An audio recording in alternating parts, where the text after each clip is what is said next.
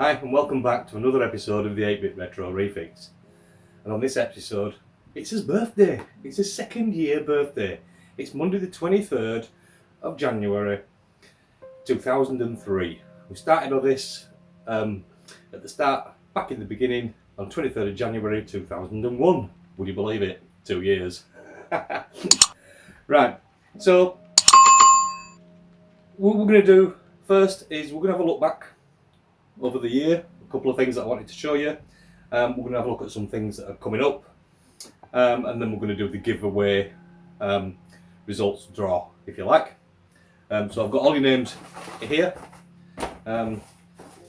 Just pull a couple out just to let you know, and I'll put them back afterwards. We've got the 8-Bit Boy UK. We've got TZ Tech Lee. We've got Joseph, Retrobits, and we've got lots and lots and lots and lots and lots. There are about 45 people entered, so good luck to that, guys. You'll see that coming shortly. With it being the second birthday, I couldn't do much else but to crack a bottle open, and we'll have a drink of the Stormtrooper Galactic Pale Ale. So that's what I've got up here, having his birthday drink. So the stuff that we'll look back on last year, some highlights if you like. For me, there was the stream with The Empire Strikes Back, where we had Chris, Rune, Roy and Andrew Fisher on as a live stream. They were the dev team for The Empire Strikes Back that was released for the Commodore 64. That was a great evening. We had lots of laughs, and the guys actually got to meet each other. That was the first time that the guys actually saw each other and spoke to each other over the webcams and in real life, really. I know Rune and Roy are friends for where they live, but obviously the others have not seen each other or spoken to each other. They were all done through email. How fantastic is that? Let's produce a game via email. Awesome, guys. So that was The Empire Strikes Back. We had the Blackpool Expo, where we went over there and we had a look at some arcade machines. There were lots of stuff there, Track and Field, 1942, Star Wars, Outrun. There were lots and lots of things there. We met some great YouTubers. There was the Hobby Lodge, Retrobate, Site of the Ginger Kipper Hay meeting, and there were lots more. So I apologise if I didn't mention your name, guys, but there were absolutely loads there. And what a fantastic time that was. We'll take a look at the following year. I may go again, might do an overnight this time, but we'll see what happens there. But that was Blackpool Expo. Another big one for me last year, I know it's only just passed by, was the SX64 replica boards that were produced by Rob Taylor, with contributors from myself and Adam Kane. There were also lots of behind scenes. The testers that were going on with it, they did a fantastic job doing all that. So all the replica boards are out now complete. We're just waiting for the PCB to come back, and then I can put this SX64 motherboard back together. SX64 keyboard back together. Must be the beer going to the head already. And then we can proceed and doing more things with that. Another one that I really enjoyed was the 1551 disk drive repair. My good lady bought me that for Christmas, not this year, but the year before. It took me a while to get round to it and to work out what was wrong with it. Turned out in the end it was a chip that was actually in the cartridge connector, because the 1551s don't have a serial on them. They're plugged in directly into cartridge, straight into the parallel port, cartridge port for the parallel connection, as far as I'm aware, if I've got that right. If I am, slate me in the comments. So that drive works in the +4, 16 and that range around about that time. It's an awesome drive, very rare, very collectible. We had some good games reviews as well. We had from Bitmap Software, we had the Showdown, which was really good. We did Nixie the Glade Sprite, we actually completed that. If you go back and have a look through my playlists, you'll find that Nixie Glade Sprite, and that's from start to finish, all the way through. Didn't take too long. I have skipped a little bit of places in it because I didn't want to spoil too much for it. Spoil you guys, if you decide to buy it, you want to enjoy it. We also had Zeta Wing as well. The Zeta Wing was really good. Fantastic game. I think there's a Zeta Wing 2 coming up fairly soon, but I've not heard much more about that just lately.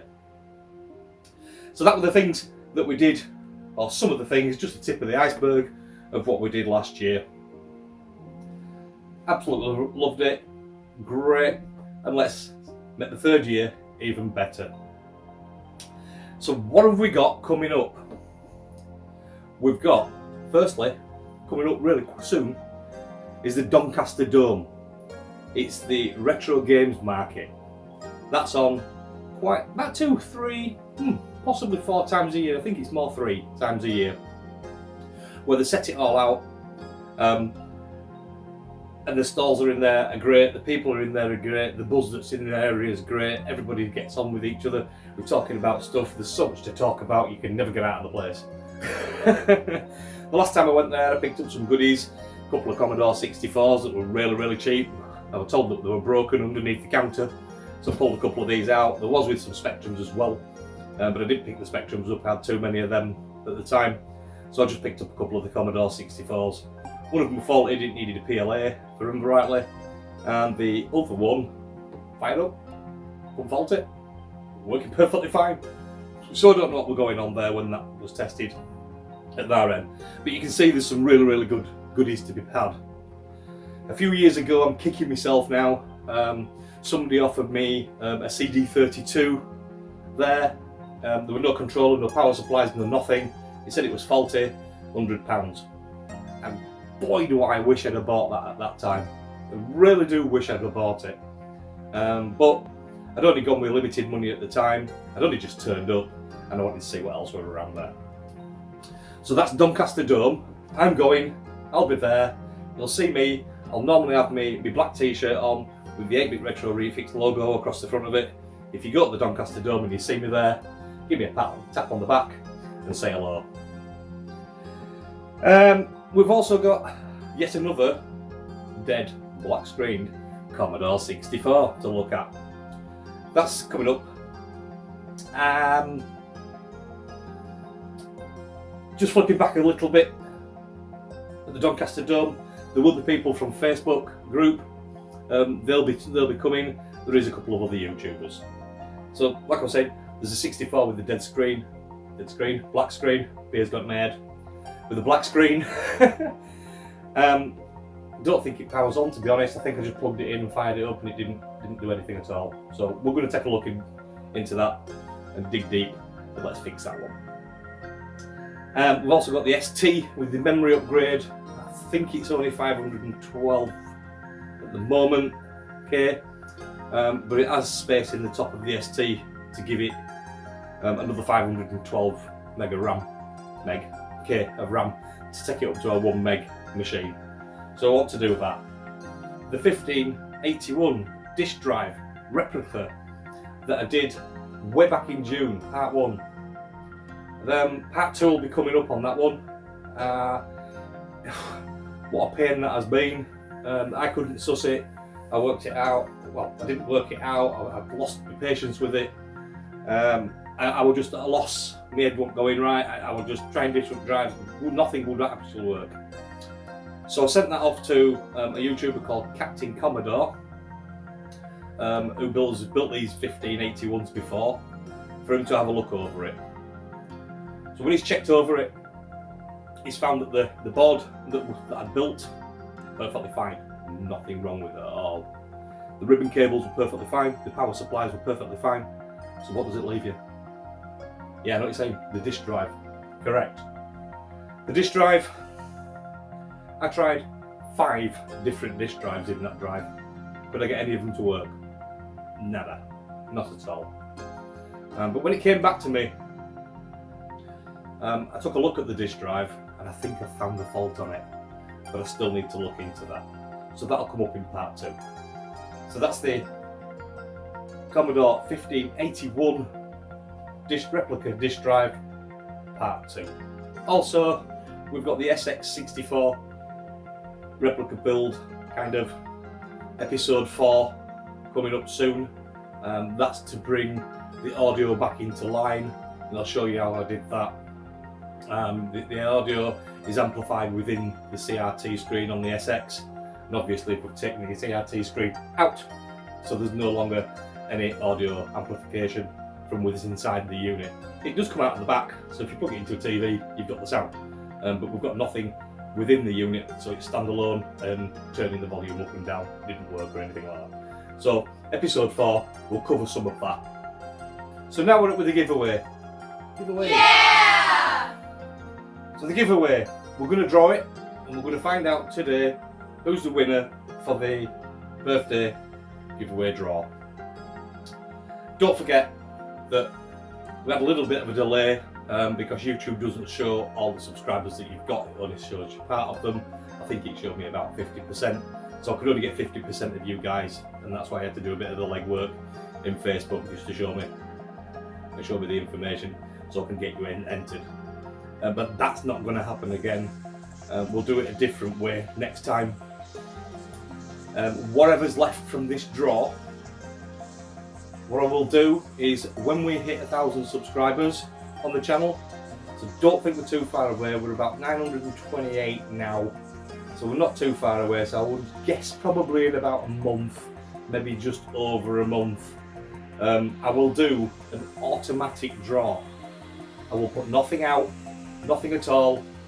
All I will do is on one of the videos around that time, I will announce and get in touch with somebody from his Facebook profile, subscribers, Patreon. They'll all be put into a pot, shaken about, shook up, and drawn.